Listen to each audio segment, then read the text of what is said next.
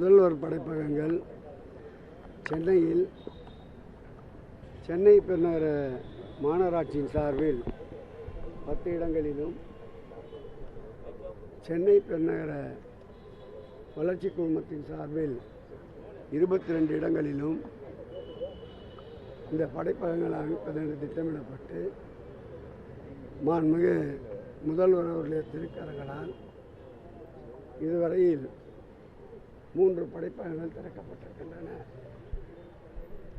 வருகின்ற 25ஆம் தேதிக்குள் 10 படைப்பகங்கள் மாண்புமிகு முதல்வர் அவர்கள் பொற்கரங்களால் திறக்கப்பட உள்ளது.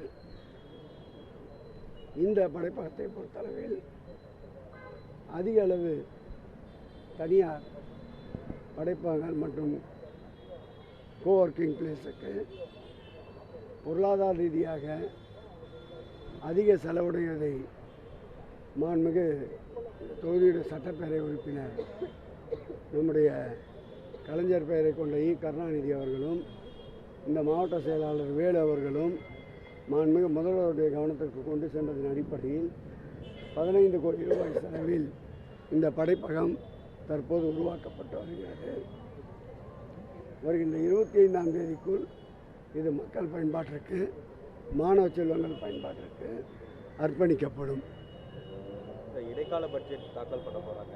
அறநிலைத்துறை தரவா ஏதாவது புதிய அறிவிப்புகள் எதிர்பார்க்கலாமா? இடைக்கால பட்ஜெட்டில் எதிர்கட்சியினர் அரண்டு போகின்ற அளவிற்கு அறிவிப்புகள் நிறைய இடம்பெறும்.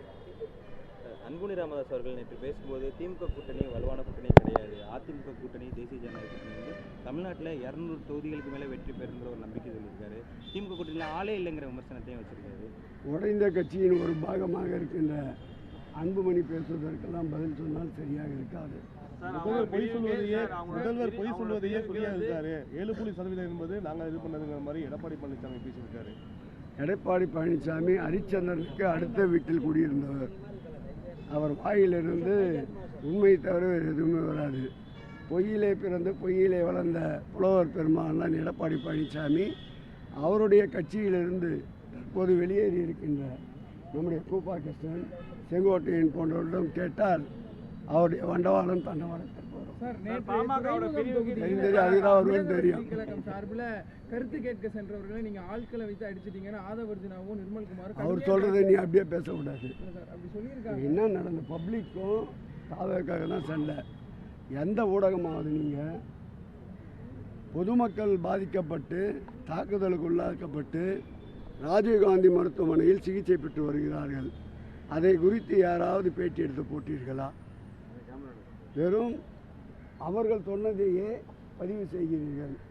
உண்மை நிலையை களத்திற்கு சென்று விசாரியுங்கள். அதே போன்று பாதிக்கப்பட்டு ராஜீவ்காந்தி மருத்துவமனையில் அனுமதிக்கப்பட்டிருப்பவர்கள் யார் என்பதை விசாரியுங்கள். முழுக்க முழுக்க பொதுமக்கள். இது பொதுமக்களுக்கும் அந்த இயக்கத்தை சார்ந்த அந்த கட்சியை சார்ந்தவர்களுக்கும் இடையே ஏற்பட்ட மோதல். எப்படி பனையூரிலே பிரச்சனைகள் மோதல்கள் தொடர்ந்து கொண்டிருக்கின்றதோ அதே போன்ற ஒரு மோதல் தீர விசாரித்து உண்மையை மக்களுக்கு தெரிவிங்கள். குறிப்பாக சென்னையில் வந்து வர சட்டப்பேரவை தேர்தலில் எல்லா கட்சியுமே சென்னையில் வெற்றி பெறுவதற்கு வந்து ரொம்ப மும்முரமாக இருக்காங்க.